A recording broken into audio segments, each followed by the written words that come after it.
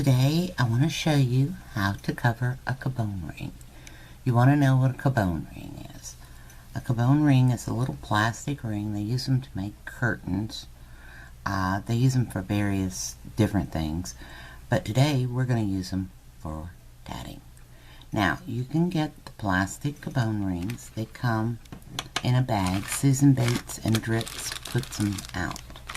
So you find these over in the sewing department where the notions are, and they come in all different sizes. Alright, so you can use them in your tatting. Now, you can also get wooden rings like this, and you can get metal,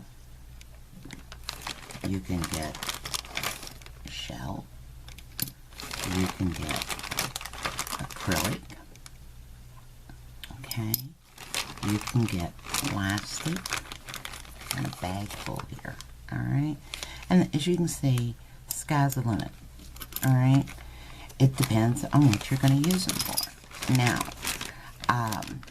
you can use them to make earrings, you can use them to make snowflakes, you can use them to make whatever you want, alright, but for that benefit, I am going to show you how to cover a Cabone ring. Now, as you can see, you can throw rings off of them, you can have picots, and you would do it just like in your normal tatting, alright? The only difference being is that you've got to get those stitches to do that down next to the last stitch on your Cabone ring. Alright, so with that said, let's get started. Now, if you're going to hang it, like hang it off of a tree for a snowflake, or you're going to make earrings, the tail is a great item to have because you can tie things with this tail.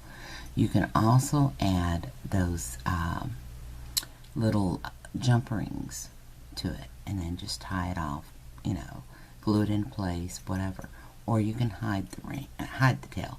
And you would hide the tail the same way you hide your tails when you're tatting. So, let's get started on how to cover a Cabone ring. First thing we want to do is run our thread to the back. Alright? See how it is? It's on the back. I don't know, my fingernails and stuff may be in the way. The thread comes across the back. See it down in there? You want to use a shuttle that has a pick or keep a crochet hook handy. Using a shuttle with a pick on it is better for this because you're not putting it down, picking up a crochet hook, pick up the shuttle, you know, that routine. So try to get a shuttle that has a pick.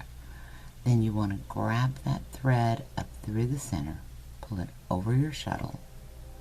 Alright, pull the thread tight and you'll get a little loop that looks like this. Pull it into place, pull it down to where the loop comes down on the Cabone ring. Fold your thread over the top. Grab it with your fingers to hold it in place. Take your shuttle, pull it down. When you pull it down, go ahead and thread your shuttle through it. Then tighten it up, and as you can see, you have a double stitch. See that? Now to do the next, you're going to do the same thing. And like I said, you can use these for so many different things. Make one of those cute doilies with it for your patio. It's washable and it's durable. Use nylon thread. It'll last forever. Alright? There you go. And you just keep that up till you decide, oh, I think I want to put a picot in. Picots are real easy to put in. Alright?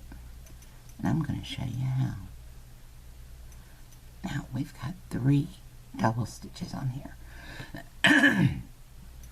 Now, we want a picot to go right there. Well, let's go for it. Bring that up. Bring it down. Bring it up the back. You see that gap we have? Now, tighten that stitch down, grab your picot, and work that stitch over. And there you have your picot.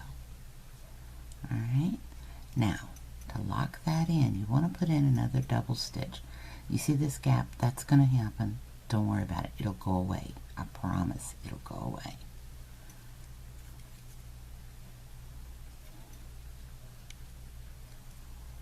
I'm trying to do this so you guys can see what I'm doing. Not get my hands in the way. And sometimes they're just fat hands. They get in the way. There we go. You see? It's starting to close up. And you just continue on till you go all the way around your Cabone ring. Alright? Now, here's another little jewel you can do. Say you're going to make earrings and you want a little gemstone hanging in here so it tangles. You can take a crochet hook, a needle. I'm going to just grab my tatting needle. And you can run right up through there and grab one of those stitches and hook it right to it using a jump ring. So you see, it is versatile and you can do a lot with it. Alright? Put some of that metallic threads on there. Make it shimmer and shine. Make you some snowflakes and hang them on your tree. Because you can also attach in the center of the ring. Okay? Because you're going to attach here. Now, if you tatted up a little motif to go in here, you would join that motif as you're tatting your Cabone ring. You know those brass rings you buy? The big ones that are like 3 inches? Tat up a pretty snowflake. Mount it inside as you're tatting your Cabone ring. Holds it in place.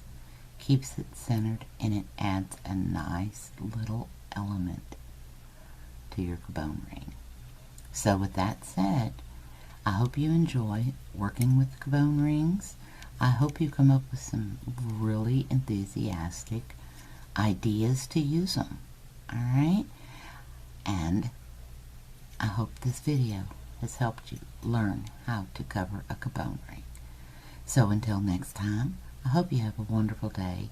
Thank you so much for watching, and happy tatting.